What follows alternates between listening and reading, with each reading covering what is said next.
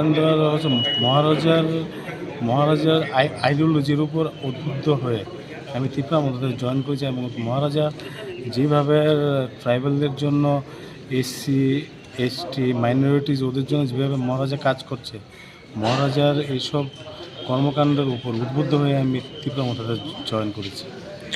কি আশাবাদী কি তীব্রামথা কি 23-এ সরকার গঠন করবে? 23-এ ত্রিপুরাতে কেন্দ্রবিন্দুতে থাকবে।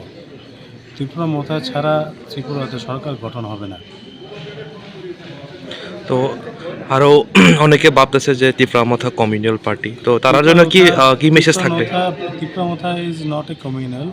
ত্রিপুরা মোথা সবাইকে নিয়ে, মহারাজার যে আইডিওলজি মহারাজি চায় সবাইকে নিয়ে একসাথে এই কর্মযুদ্ধে যাতে সবাই মহারাজের সঙ্গে সামিল হয়, সেটাই মহারাজা চায়। আমরা মহারাজার আইডিওলজির প্রতি উদ্বুদ্ধ হয়ে আমরা বাঙালিরা এই ত্রিপুরা মোথাতে জয়েন করেছি।